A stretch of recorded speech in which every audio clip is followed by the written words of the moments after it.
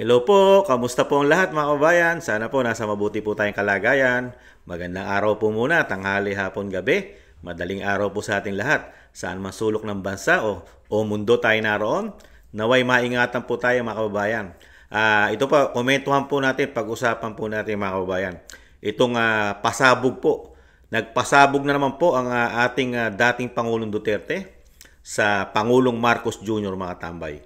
Grabe po, talagang doon po sa katatapos lang po na proclamation rally po nila na ginanap, ay talagang dumalo po ang dating Pangulong Duterte mga tambay. At talagang inulit na naman niya mga kababayan ang pagiging durugista o bangag o drug addict ng Pangulong Marcos mga tambay. Pakinggan po natin talagang yung ginagawa po ng dating Pangulong Duterte, kung wala po siyang pinangahawakan at alam at napapanood na video na galing yata kay Kati Binag, hindi mo mapagsasalita ng ganito. Nationwide. Buong mundo ang pwedeng makaalam nito. Itong ginawa po ng dating Pangulong Duterte. Buong mundo. Kasulok-sulukan ng mundo. Lalong-lalo kung may mga Pilipino. Lagana po ito sa social media, mga kababayan. Kaya grabe po ang kahihiyan po, lalo po ng ating bansa. Dahil nga po hindi po tinutuldukan ng Pangulong Marcos ang issue niya sa pagiging drug addict daw po nito. Nagkikibit balikat lang po ang Pangulo. Pati po ang ginawa pong paghahamon ni Attorney Vic ay binaliwala po. Hindi raw po niya kailangan. Tanggap na tanggap po ng Pangulo ng bansa ang kahihiyan. Pati po ang ating bansa ay nalalagay na po sa kahihiyan. Lumalaga na po ang issue. At ano po ang magiging tingin sa atin ng ating mga kapitbahay na bansa at mga bansa sa buong mundo? Pagka po ito ay talagang lumaganap na merong bangag o drug addict tayong presidente o ang Pilipinas ay may drug addict na presidente. Di po ba nakakahiya yung apekto nito sa ating bansa? Di po ba? Unang-una sa mga turismo. Sino pang mga banyaga ang pupunta sa ating bansa? Lagana pang droga na sa atin, krimen. Tapos pati ang Pangulo, may issue pa rin na gumagamit ng droga. Sa tingin nyo, pagkakatiwalaan ng ating bansa, hindi katatakutan ng sa turismo, mga turista, at ang mamumuhunan sa ating bansa? Sino pa magtitiwala na banyaga sa ating bansa kung meron tayong presidente na may issue ng drugs? Di po ba mga kababayan? Wala. Ito po, painggan po natin mga kababayan. Ang pahayag po ng dating Pangulong Duterte na talagang tahasan niya pong sinabi at ito po hindi na bago sa atin mga kabayan. Nasabi niya na po ito kahit nung kampanyahan. Pero hanggang ngayon, 3 taon na pong nasa pwesto ang Pangulong Marcos ay paulit-ulit niya po itong sinasabi mga kabayan. Pakinggan po natin. Meron isang presidente na talagang bangag.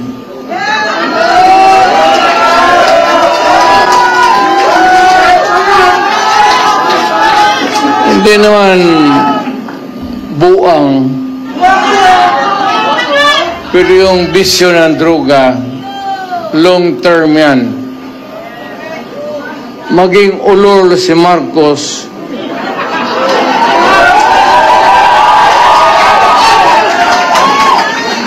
kung maybe constant heroin, aabot pa siguro siya ng 80. Pero pagdating sa panahon na yan, hindi na siya gumagalaw. Either nakatindig lang yan sa kwarto niya o natutulog. Ngayon, kung bas minus yung droga at krimen ngayon kaysa noon, panahon niya, pag-upo niya, naabutan pa niya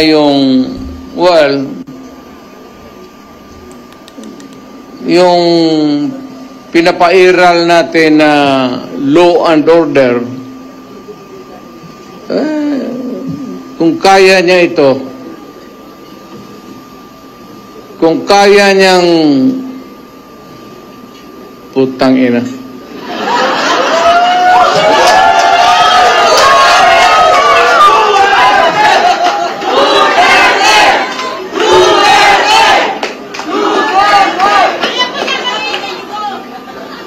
Alam mo kung ako ang durugista, kung may gano'n ako, at bakit sa utak ko, bakit hindi? Total, kasama ko naman sa presidente sa hit-hitan. So, yung baski yung mga pulis, pati military, medyo ano sila? Because of the incongruity. Hindi magkasya eh. Grabe, no? Grabe yung pasabog na naman ni dating Pangulong Duterte sa Pangulo ng bansa ngayon na si Ferdinand Marcos Jr. mga tambay. Ibang klase, no? Talagang malutong na drug addict po ang Pangulong Marcos Jr. mga tambay. Ayon sa dating Pangulong Duterte. Talagang humihit-hit at talagang ayaw yatang lubayan daw. At nagbanta pa at nag-warning pa ang Pangulo na si dating Pangulong Duterte.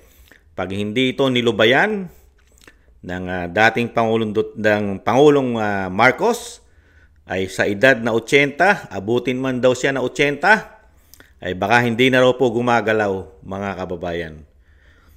Kung gumalaw man, ay nasa kwarto na lang o kaya nakahiga na lang daw. Ganon po katindi. Bakit nakikita naman po natin yan sa mga gumagamit mo talaga na lulong na hindi na po talaga nagbago. Karamihan po nasisira pa ulo di ba? Nasisira ulo ng gumagamit ng droga, mga cocaine, kung ano man mga bisyo yan. May mga high-grade marijuana pa. Di ba? May mga tabletas pa. May mga inauso pa yata yung mga party drugs, di ba? At kung ano-ano pa mga drugs. Nung araw, ang uso lang, di ba? Mga solvent lang, di ba? Nung mga panahon namin, marijuana, syrup, rugby, mga solvent, di ba? Pero ngayon, iba na. Iba na po ngayon, droga na. Mga talagang mga high grade na.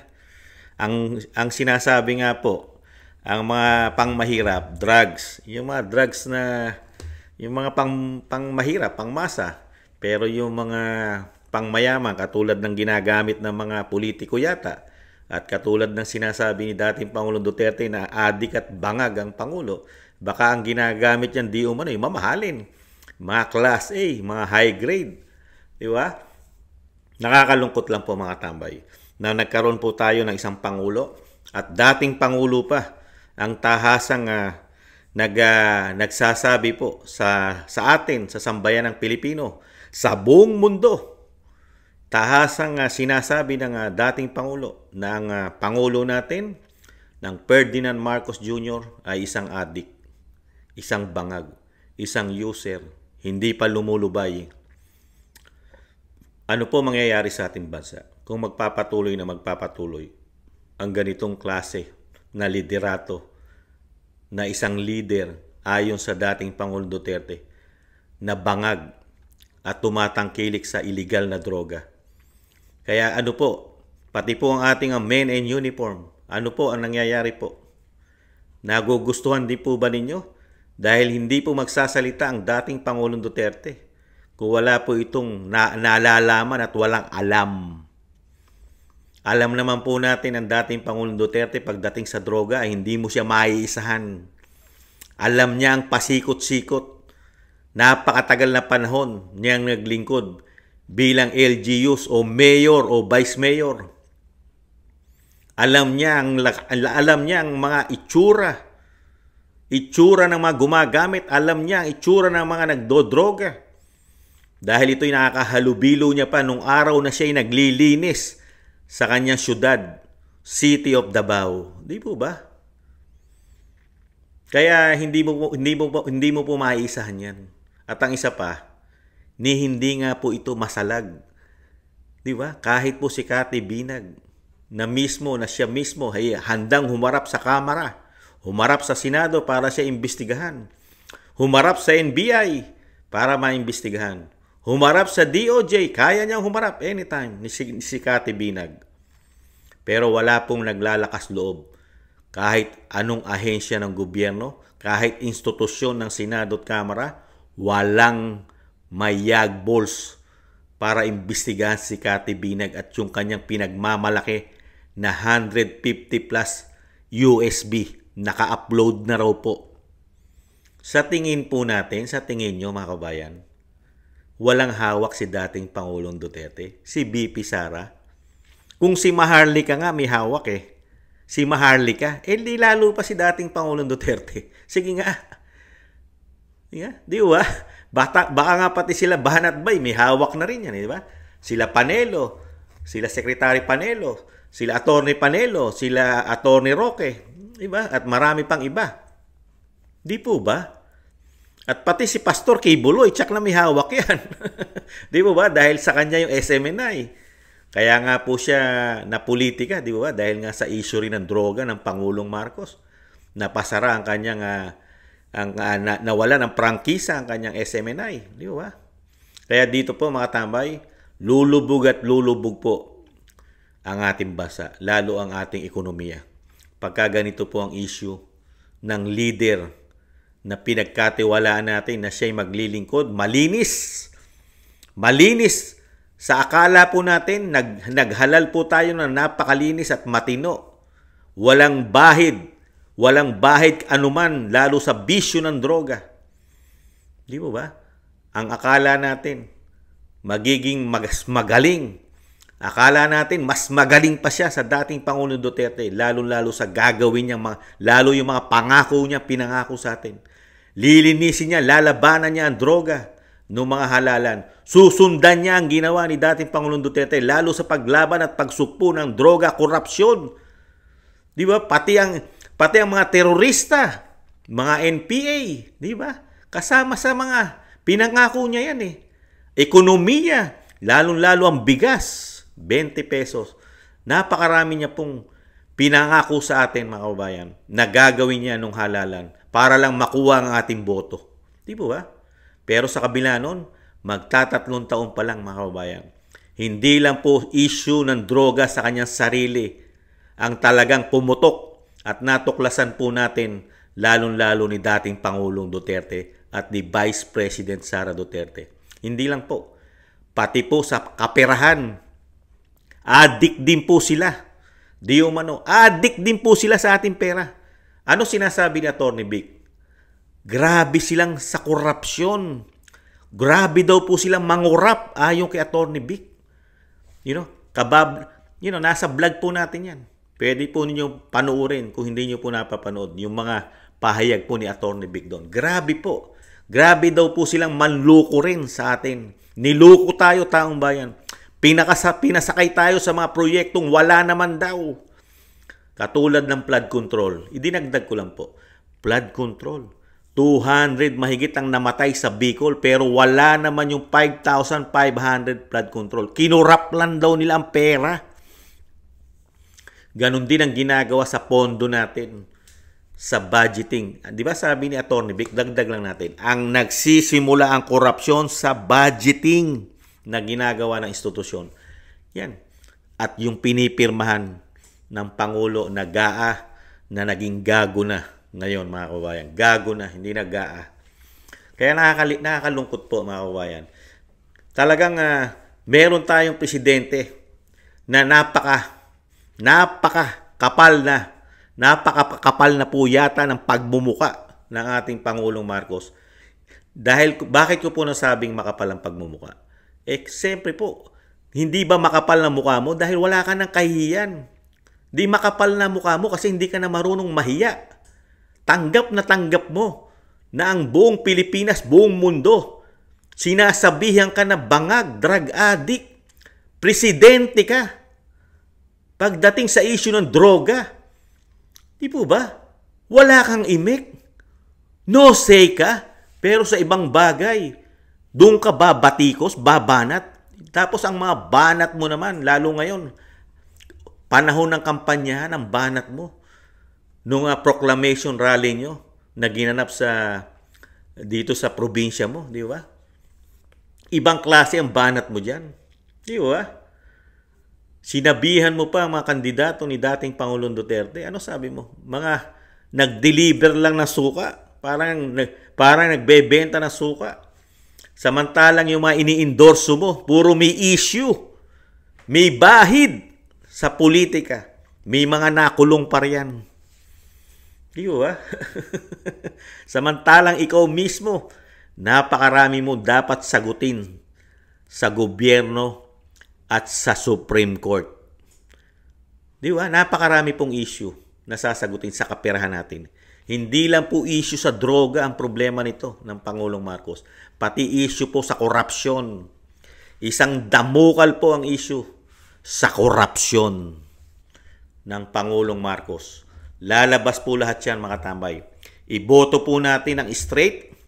Straight po. Iboto po natin ng straight ang PDP laban. Nang maimbestigahan na po lahat, pagka sa 20 Congress, manalo po ang majority po, lalo po sa Kamara at Senado, ang majority po, manalo, tapos kang bata ka. Tapos kang bata ka, Pangulong Marcos. Maimbestigahan na lahat ang inyong mga anomalya, mga kabayan. Kailangan po natin yan.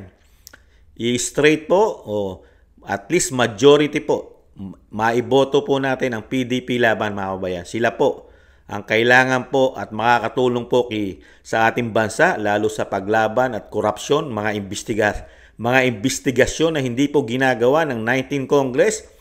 Dahil sa 19 Congress, zero ang investigasyon nila, lalo sa issue ng droga ng Pangulo. Walang nag-investigasyon. Sa korupsyon, zero ang investigasyon nila. Flood control na nga lang Hindi pa maimbestigahan Yan po ang kailangan natin, mga tambay. Siyam po yan. Dagdagan na lang po natin kung sino po ang pwede pa natin idagdag na makakatulong po sa ating bansa. Nangunguna po si Senator Bato de la Rosa, sinundan po ni Senator Bongo at ni Congressman Rodante Marcoleta, at siyempre po si Vicente Lambino at si Apollo Kibuloy, Philip Salvador, siyempre po si Attorney Vic Rodriguez, mga tambay, at si Attorney Jimmy Bondok at si JB Hinlo, mga tambay. Siyam po ito, mga kababayan, siyam. Ito po, kailangan po natin ito sa Senado. At lahat po ng anomalya, korupsyon, ay sigurado pong maiimbestigahan, mga kababayan. Lalo po ang issue sa droga ng Pangulong Marcos. Kasi po pwede pong gawin yan. Dahil ang taong bayan ay gustong-gusto na pong ipa-drug test po ang Pangulong Marcos. Kaya lang, hindi po kasi mangyayari yan kung kontrolado po nila lahat, mga kababayan. Kontrolado po nila ang institusyon ng Kamara, institusyon ng Senado ay kontrolado nila, mga kababayan. Kasi kung hindi po nila kontrolado yan, magkakaroon po ng tamang investigasyon. Lalabas po dyan ang hinahawakan pong video o USB, mga kababayan. Ito po, isama pa natin to. Yung isang damukal na pera na dapat pang sagutin ni Pangulong Marcos. Saan napunta ang mga pera na kay lalaki? Kay lalaki, mga kababayan. Bukod pa sa issue ng droga na dapat niya ring sagutin. Napakarami po, mga kababayan. Kaya dito po, sa pinasabog po, talagang nakakahiya po. Nakakahiya ang ating bansa, mga kababayan. Lalo na kung tayo nasa abroad at tayo ay nangangamuhan. Malalaman po sa ibang bansa kung saan tayo OFW. Tapos ang ating mga employer, Pilipino. At malalaman ng ating mga employer na ang ating presidente ay pinag-uusapan na sa buong mundo, at dahil mismo ang dating Pangulong Duterte ay nagpapasabog at tahasang sinasabi na ang Pilipinas ay merong Pangulo sa panahon ngayon na addict, drogista, drug addict, drug user sa napakatagal ng panahon. Ano sinasabi ni dating Pangulong Duterte? Kahit po nung halalan, ano sabi niya? Meron tumatakbong addict. Addict na noon, addict pa rin ngayon. Ano po sasabihin ng taong bayan dahil hindi ka nagpapadrug test? Totoo, ang sinasabi pala ni dating Pangulong Duterte, addict ka na noon, mas lalong lumala ang pagiging addict mo ngayon. Ganun po ba? Nakakahiya. Sino pa ang maniniwala sa iyo ngayon? Kahit Pilipino. Na matino ha? Matinong Pilipino, walang maniniwala sa iyo. Wala na susunod sa iyo. Ang maniniwala na lang sa iyo, mapapasunod mo, yung nakikinabang sa iyo. Yung nababayaran. Gamit ang pera ng taong bayan. Ang napapasunod mo na lang sa mga gabinete, men in uniform, di umano, ay yung may malaking pakinabang sa pera ng bayan, nabibigyan ng pabor, nabibigyan ng malaking pakinabang. Kaya kontrolado pa, kaya ba kontrolado tayo ng mainstream media? Hindi inilalabas ang tamang balita kaya dahil mayroon po itong tinatawag na panuhol, di kaya? Mga kabayan, saka ibang klase na po ngayon sa panahon natin. Ibang klase na po. Magmula po, tama po yung sinasabi ni dating Pangulong Duterte. Unang-una sa panahon niya. Sa panahon niya, hindi po ganyan. Ang mga politiko ay takot na takot ma-involve sa droga. Di po ba? Tumatakbo pa nga eh. Nagtatago sa takot. Meron pa nga isang mayor, di ba? 7 taong nagtago sa abroad. Dahil nga nasangkot sa droga. Saan ka makakita mga kabayan? Kung talagang galit ka sa droga at lumalabang ka sa droga, lahat ng may issue ng droga sa ating bansa, pinalaya mo eh. Binigyan mo ng pardon. Alam ng Pilipino na mga drug addict at drug lord, katulad ni Kerwin Espinosa po yata yun, yung nasa bandang Bisaya, di ba? Di po ba mga tambay? Nakalaya. Si dating Senadora de Lima, may issue sa droga. Ang bilis nakalaya. Di ba? Yung mayor ng Iloilo, si Mabilog, pardon. Mga kababayan. Tapos yung may mga kaso, napapawalang sala, katulad ni yung sa Deng Baxia. Tapos ngayon, may pumutok na naman. Nakalaya rin naman wala na rin yatang kaso si Pidap. Si Napoles, ibang klase. Halos lahat. At nakapasok na po ang grupo po ng CPP, NPA, NDF. Lumakas na naman sila. Nakapasok na po sa pamahalaan. Alam naman po natin yon. Magmula nung magkaroon ng party list, nahandyan na po sila. Nakapasok na po sila sa pamamagitan ng party list. Kasi nakita po ng gobyerno, nakita po ng mga nagsasamantala sa gobyerno, nakita nila ang presidente.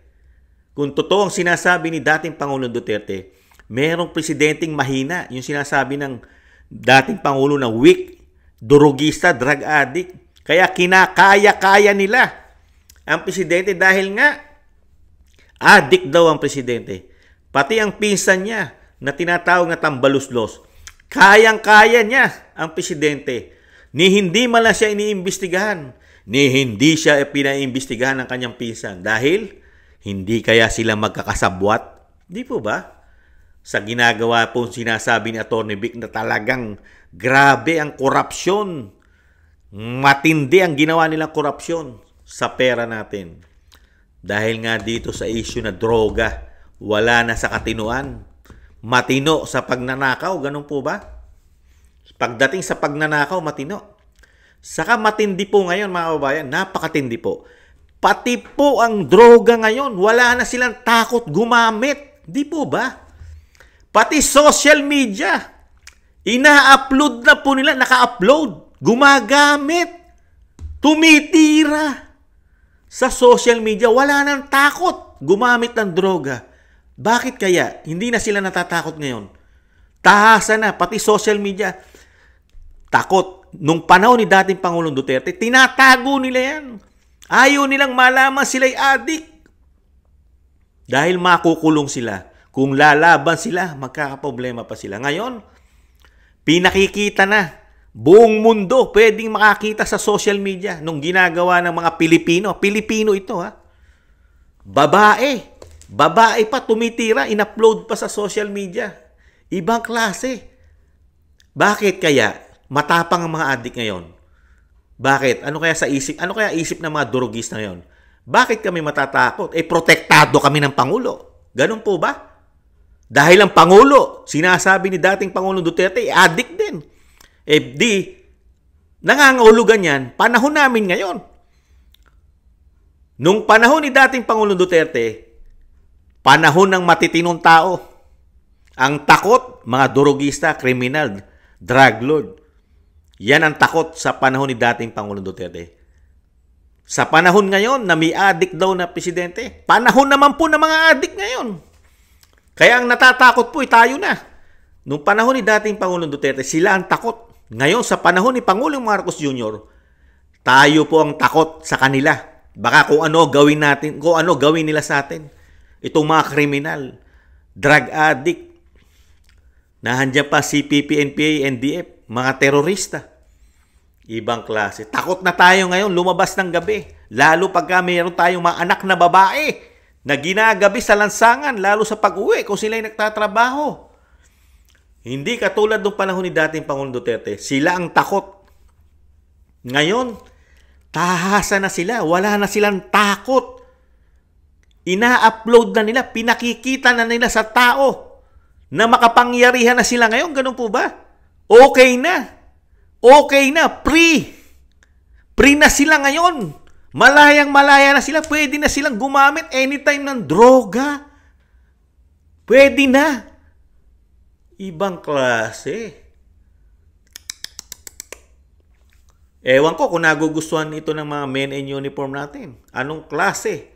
Ganito po ba ang gusto nating mangyari sa mga susunod nating henerasyon? Ang ating mga anak, ang ating mga apo. Ganito po, kasama na natin ang bisyo, nakakasira ng ulo, nakakabuang. Pagka minalas-malas ka pa, mapapatay ka pa nito. Pagka ito'y mga nabuang, ibang klase mga tambay. Kaya lang talagang ganyan Dahil nga po sa panahon natin, pera po kasi pinaiiral yata. Di ba? Dahil nga sinasabi ni Atty. Vic, puro pera. Gamit na gamit po yata ang pera ng Pilipino para po dito sa mga pantakip. Pantakip. Sa bagay, mapapaniwalaan mo si Atty. Vic Saka si dating Pangulong Duterte at si Vice President Sara Duterte, mapapaniwalaan mo. Walang mga proyekto Kilalaki ng pondo natin.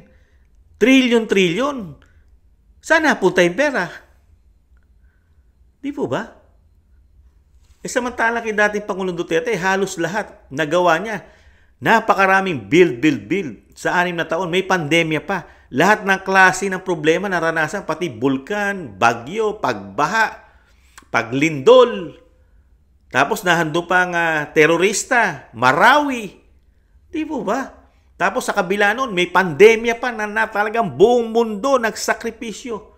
Pero sa kabila nun, nagawa ni dating Pangulong Duterte lahat. Di po ba? Nakapagtapos pa siya ng napakaraming proyektong build. Karamihan ay minana pa. Ang nakikinabang ngayon Pangulong Marcos. Di po ba? Kaya mag-isip-isip po tayo, nakakahiya. Nakakahiya na po. Ako po sa sarili ko mga kabayan, nahihiya po ako bilang Pilipino.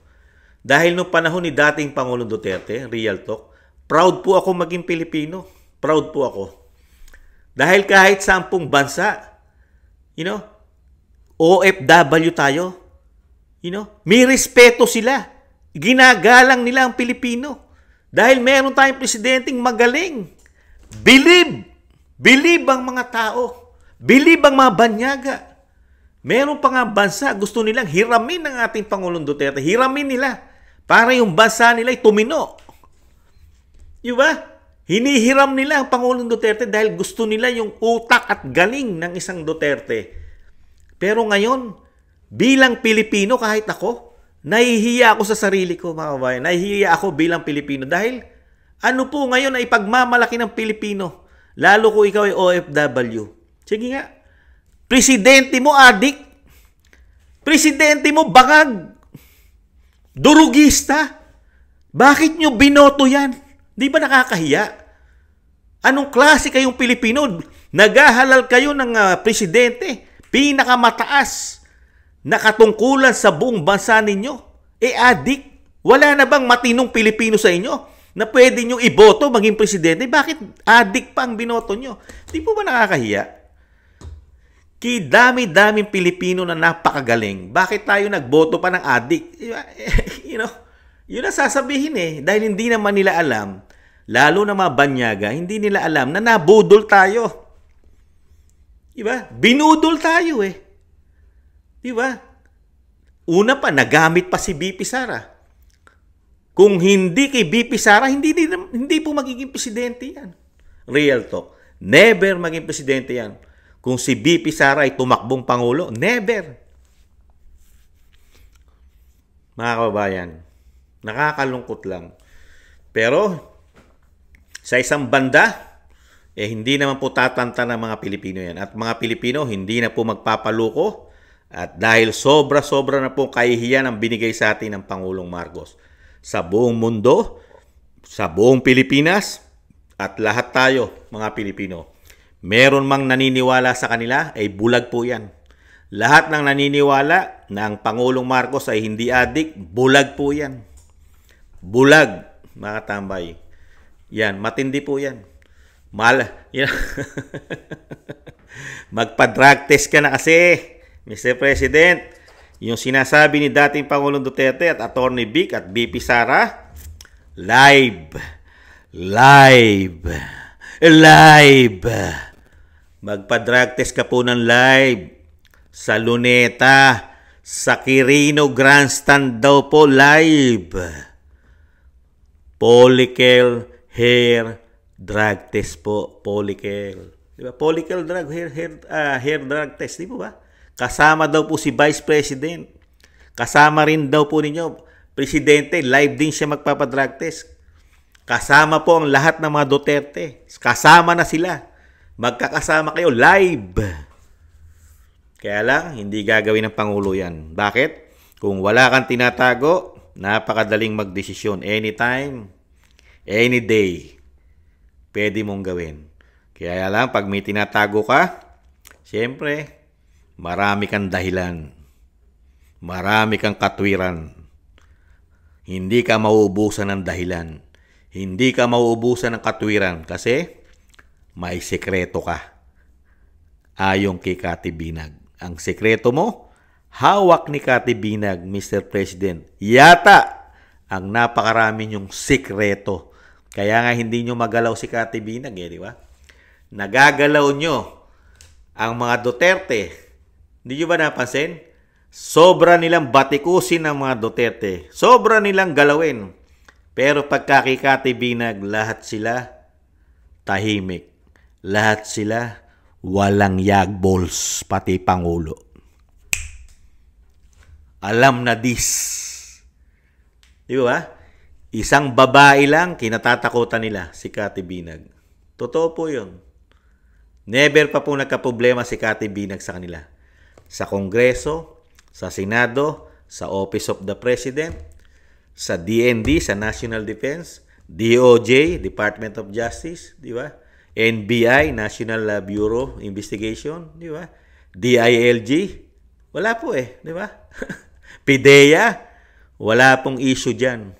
Hindi nila iniimbestigahan si Kati Binag. Pero pagdating sa Vice President at dating Pangulong Duterte, napakarami po nila investigasyon dyan. Hindi po ba kayo nagtataka? Real talk. Di ba? Salamat po, Mr. Dating Pangulong Duterte. Maraming salamat po. At talagang makabayan po kayo. Proud po si Kamano sa dating Pangulong Duterte dahil po hanggang ngayon ay talagang ayaw niya makita ang bansa natin na nilalamon po number 1 ang droga, kahirapan, korupsyon at mga politikong mandarambong. Hindi po matanggap ni dating Pangulong Duterte na ang ating bansa ay talagang mawala at mabaon sa kumunoy. Baon na po tayo sa kahihiyan, mga kabayan. At naghihirap ang ating bansa. Ano pa ba? Hindi pa ba sila masaya? Hindi pa ba sapat ang kanilang mga ninakaw? Wala ba silang kasiyahan? Magbigay naman sila ng kahihiyan. Magbigay naman kayo ng kahihiyan sa amin. Napakarami nyo na nakuha ayon kay Attorney Vic. Tapos dinadala nyo pa kami. Sobra-sobra na nakukuha yung pera sa amin. Dinadala nyo pa ang bansa namin sa kahihiyan sa buong mundo. Ang kakapal naman ng pagmumukha po yata ninyo. Sobrang kakapal naman. Dinaig nyo pa balat buhaya sa sobrang kapal. Wala na yata kayo talagang kahihiyan at takot sa itaas. Iba na po yata talaga pagdating sa pera at kapangyarihan, ang pagiging greedy. Di kaya? Mga kabayan, maraming salamat po at thank you po sa dating Pangulong Duterte, sa pamilya Duterte, sa Vice President Sara Duterte at sa mga supporters, sumusuporta po. Salamat po. Magkakaisa po tayo na huwag po tayong pumayag ng ating bansa ay dadalhin po nila sa imbornal at sa kahirapan at sa kahihiyan, mga kabayan. Bumoto po tayo ng tama. Yan po napaka-importante. Hindi po natin kailangan ang mga sinasabi pong matatalino, walang bahid korupsyon. Di bali na, natawagin tayong nagbebenta ng suka. Mga tambay, mas proud pa si Kama nung natawagin ako'y nagdi-deliver ng suka o nagbebenta ng suka. Wag lang po ako'y sinusuka. Mas mahirap po tanggapin pag ikaw na po ay sinusuka na ng taong bayan. Suka. Ayaw na sa ng taong bayan. Mas proud pa si Kama nung nasabihin ako, taga-deliver ng suka, nagbebenta ng suka. Kisa tawagin ako o kinamumihan ako, sinusuka na ako ng mga Pilipino at mga OFW.